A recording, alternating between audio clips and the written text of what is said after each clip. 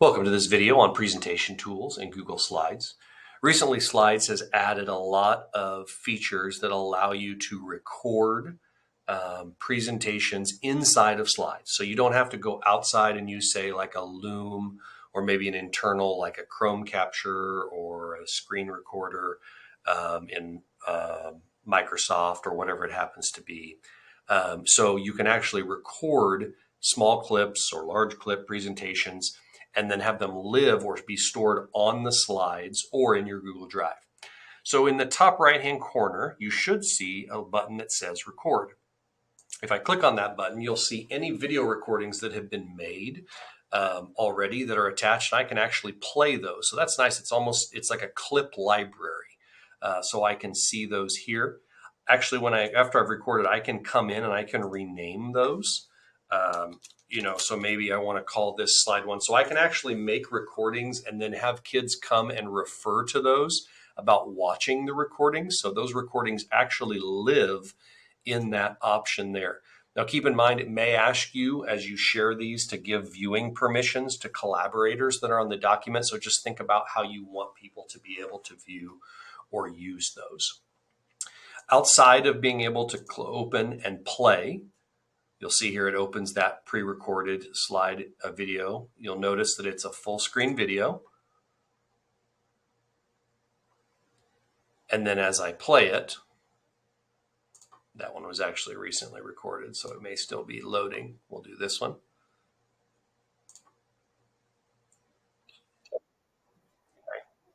I play the video and it plays there in that screen.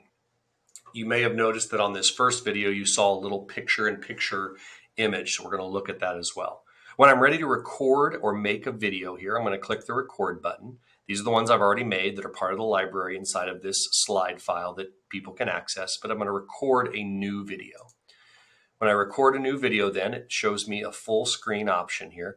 Notice I have a picture-in-picture. There are two settings for picture-in-picture. One is I can change the position, where I can move that around. I can't drag and move this. So those are preset locations. I can also change the picture-in-picture size. There's kind of a small, medium, and a large option.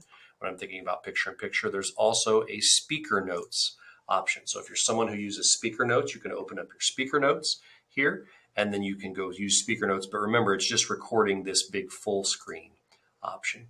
So when I press record, it's going to ask me to choose my screen. I'm going to say I'm going to allow that. It's going to give me a countdown.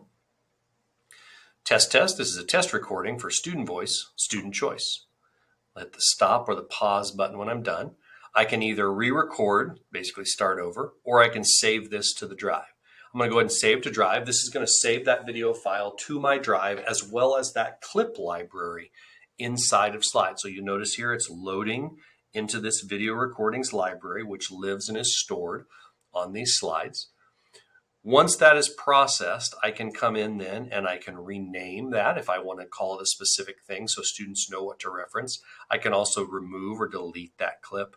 I can also copy the link to that clip.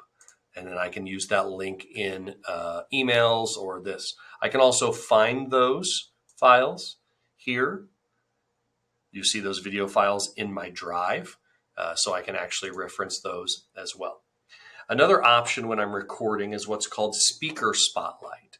So that is basically gives me the ability to control where that picture-in-picture is, or if I'm presenting this even in like a Google Meet as a reference. So if I come up here and I go Insert, there's an option that says Speaker Spotlight.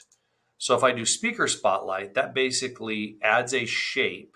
So with a camera. So this was the one we had in that option. But let's say I want to do just like kind of a rounded rectangle. So I'm going to choose the rounded rectangle. And then it allows me to actually take and move that Speaker Spotlight and resize it wherever I want. So let's say I want to have it live there. Okay. And I'm here. So that if and when, you can see here, I can preview with the camera on, I'll use it here. You'll see then that my speaker spotlight is sort of in a custom location and a custom size for that. Now, You can do that individually, like if I came in here on each slide and I wanted to, but if your speaker spotlight when you record will only be on the slides you have the speaker spotlight on. So you can either individually place them on every slide that you have, or if you find a specific location you want it to be, let's say you always want it to be up in this top left-hand corner, and we get it to the specific size we want it. If you right click on that, you can add that shape to all of your slides, and that will take that speaker spotlight camera image and it will place it in that exact spot on all of your slides. Then, so that you can see, we'll come right here. When I go and I record my new video, as I go to record, now my camera is here. And when I advance slides, because I only placed that on one slide, it's going to go back to the defaulted spot. So if I don't have that speaker spotlight placed on it, it is going to move back to the defaulted image. I can also turn off the camera and that will move that there. But notice if I go back, now because my camera's turned off, my speaker spotlight doesn't work. If I turn my camera back on, my speaker spotlight comes back on. Lastly, you saw the view and share those recordings. I can come over here and I can view those recordings out of the library. I can copy those links there if I want to share those links, or I can always access those or find those in my Google Drive once it's there. So those are some presentation and recording tools new to Google Slides.